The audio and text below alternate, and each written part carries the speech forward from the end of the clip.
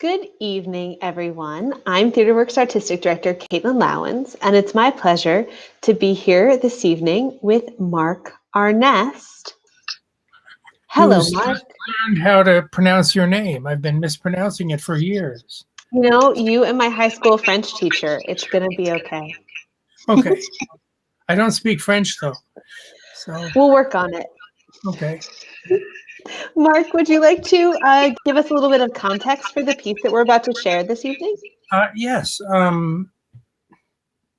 Nearly 10 years ago, 9 years or so ago, I was in a production of Seagull with Ben Bonifant and Jamie Ann Romero. And he was Constantine and she was Nina. So they had this, doomed relationship in the play. And then the play ended, and you know how it is, you never see people again. And then, but I kept in touch with Ben a bit, and then they announced that they were a couple several years ago. And then on October 23rd, they announced that they were engaged. And I thought, how sweet, because I really like them both. And I went over to the piano and improvised a little piece. And then I thought, it's not that bad, I'll score it. And so this is basically a scored version of a piano improvisation. And this is not quite the whole piece. This is the first 4 minutes of what's probably a 6.5-minute piece, something like that. But it gets to the loud part. That's important. And then it just all winds down after that. So you won't. Lovely. Okay, and a reminder to those who are watching, if before the loud part isn't quite loud enough for you, you can always feel free to turn it up a little bit. Crank it up. Go to 11. Okay, so we're delighted if you have it. We're delighted to share this piece with you.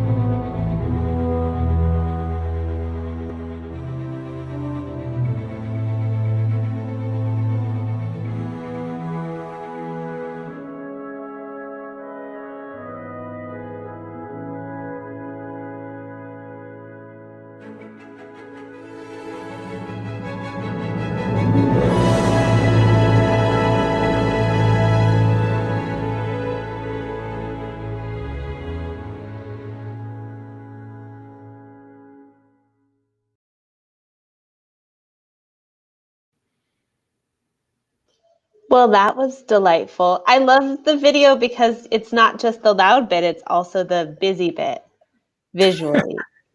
Yeah, I guess it's more interesting than watching me push buttons or something. So, That was beautiful, Mark. Thank you for sharing it with us. it is the piece is a little. It's just a little wedding present for them. So that it's written in their honor, and hopefully Mm. they won't hate it. So When do they receive it?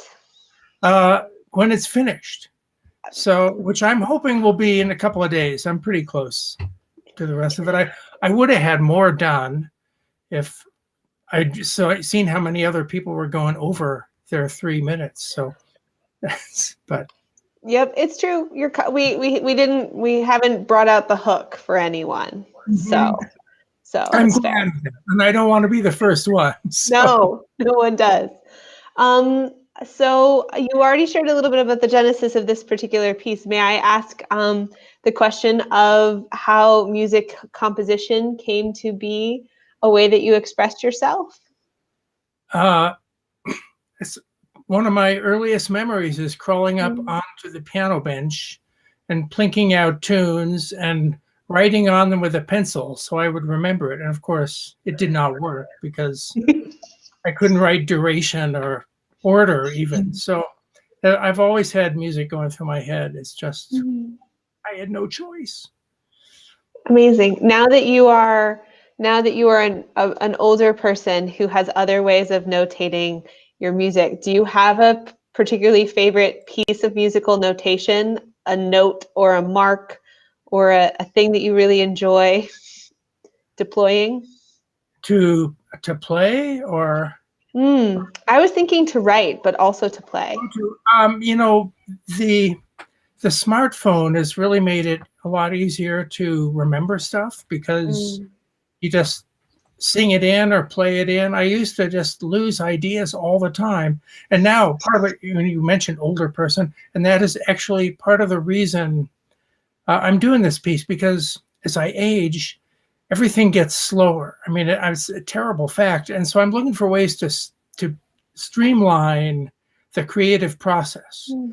So, and this was sort of an experiment of going, well, could I just improvise something and get a piece out of it? And the answer is yes, but I probably won't do it again because you don't like every part of an improvisation. Usually you improvise for 10 minutes and you get one good idea out of it. And this time I just thought, because it was the moment and it was in honor of Ben and Jamie, I thought, well, I'm just going to do it as it came out. Mm. But normally I would edit more, and I probably will go back to editing more. But it's really the process is so much easier than it used to be. Mm. So because of recording, you look at I don't want to I'm going to pontificate for a second, but you look at old orchestration books, and huge amounts of them are how do you space chords? Mm. Because you have an whole orchestra playing a chord, and a lot of things sound bad, and a bunch of things sound good, and it's got to sound right at the rehearsal because you don't have time to change it. And now because we have computers and we can futz with it, we can come up with there's literally no reason to orchestrate badly anymore. No So excuse. there's no excuse. Mm-hmm. So anyway, it was a lot of fun doing this. It was a fun process, and it's highly derivative of other pieces I've written. As one thing I noticed in retrospect, but there you Well, that have it. just means that you have themes, you have leitmotifs, We all musical do motifs.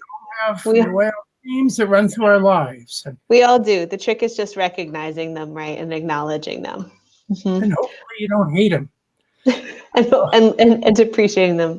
Well, Yes. thank you, Mark, for giving us this peek. This what is the peek is visual. So this little snippets to hear before Ben and Jamie do. We're very grateful. Thank you for inviting me. It was really a pleasure to do it, and I wouldn't have finished it without a deadline. I mean, isn't that the truth? What do we do without opening night? Oh my God. All right, good person, I'm going to wave you off. Thank you so much. Bye. Good night. And we hope that you will join us tomorrow as Lauren Nichols will be sharing our final piece of toy theater for the month. We're so delighted to have you all with us. Happy month of joy, everyone.